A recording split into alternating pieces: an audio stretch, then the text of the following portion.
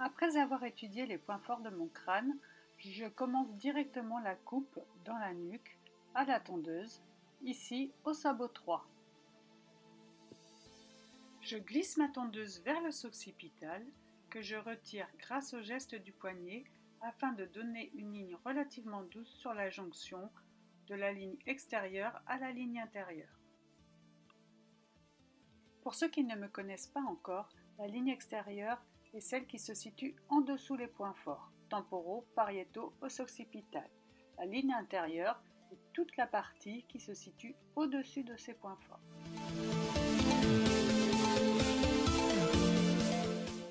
Ne pas oublier qu'il faut bien se servir du dos de son sabot afin d'obtenir un joli fondu. Après avoir travaillé la nuque, je fais exactement la même chose au niveau des côtés. Je pars des implantations, je vais vers les pariétaux ou vers les temporaux. Pour avoir un travail plus clair, j'isole bien ma partie du dessus en créant une raie sur le côté. Lorsqu'on travaille à la tondeuse, il ne faut pas hésiter à passer plusieurs fois au même endroit de façon à obtenir un résultat plus précis.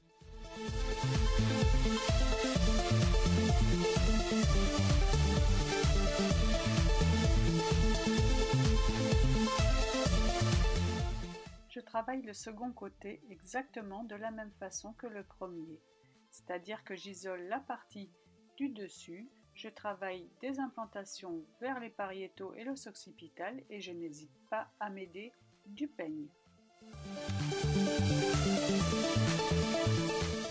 N'hésitez pas à jouer également avec le dos de la tondeuse, qu'il y ait un sabot ou non, de façon à avoir un fondu bien précis. En général, on commence la coupe avec un sabot et ensuite on peut le retirer pour avoir un fondu un peu plus marqué. Tout ceci, bien entendu, en accord avec votre client. Ce que j'ai fait ici, c'est-à-dire qu'avec le sabot, j'ai enlevé un maximum de matière et là je peaufine le fondu sans sabot. Malgré tout, je travaille exactement de la même façon.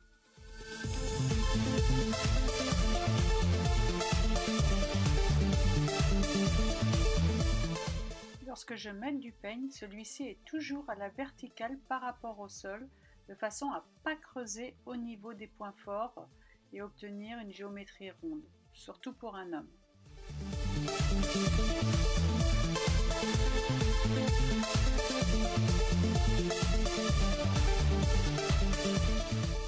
J'aurais pu démarrer cette technique de coupe sans sabot, mais il faut toujours garder une marge de sécurité, surtout quand on est débutant, si vous voulez obtenir un dégradé progressif et un fondu progressif.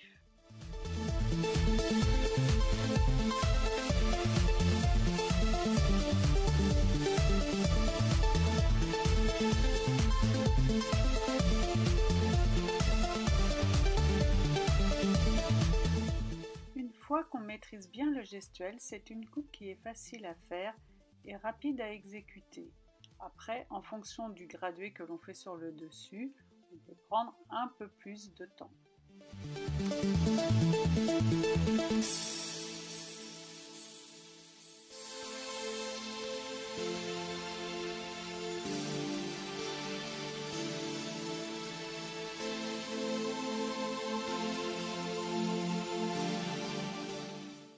Sur cette technique, je vais très peu couper le dessus, donc j'anticipe le travail de jonction entre la partie inférieure et supérieure avec le peigne tondeuse. Mon peigne reste bien à la verticale, perpendiculaire au sol.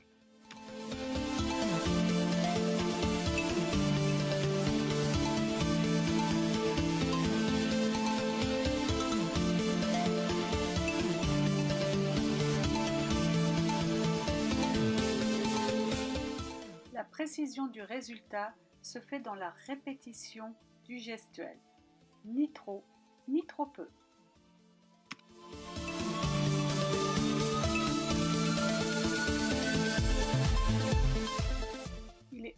important de bien travailler toutes les implantations de nuque, derrière-oreille et au niveau des temporaux. Un petit détail également, ne pas hésiter à accompagner le peigne tondeuse de façon à avoir une jonction bien précise et relativement douce.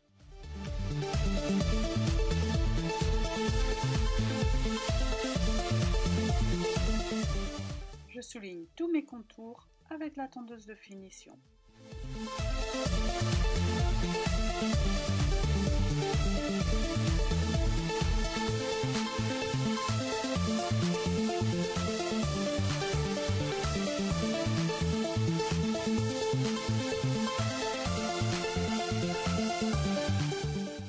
Je peux même accentuer le fondu en fonction du choix de votre client.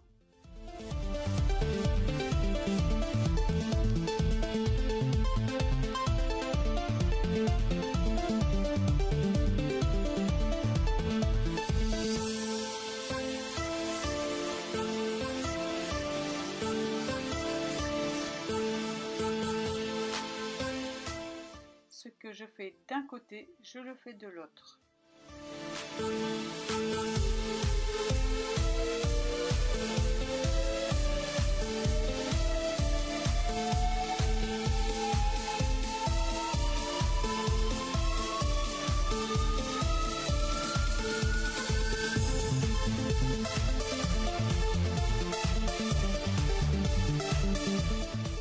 Toute la partie du plateau située sur la ligne intérieure va être travaillée en piquetage et très légèrement, et en effilage également, de façon à conserver un maximum de longueur et enlever surtout de la masse de la matière.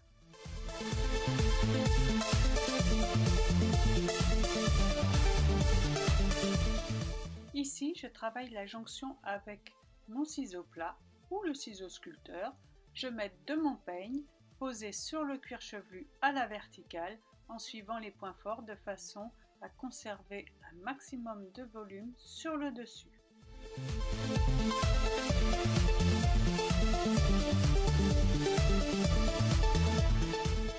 Je travaille ensuite la partie du dessus en effilé glissé avec le ciseau sculpteur.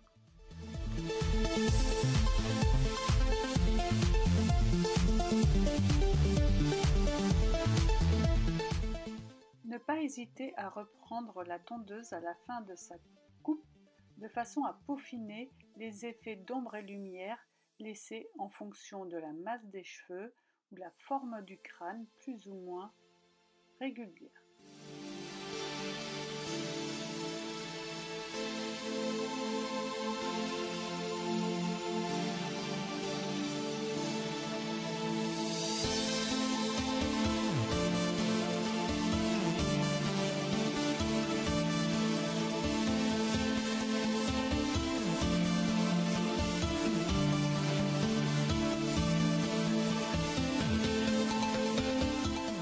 Je mets en place ma coiffure avec le séchage et le produit de styling.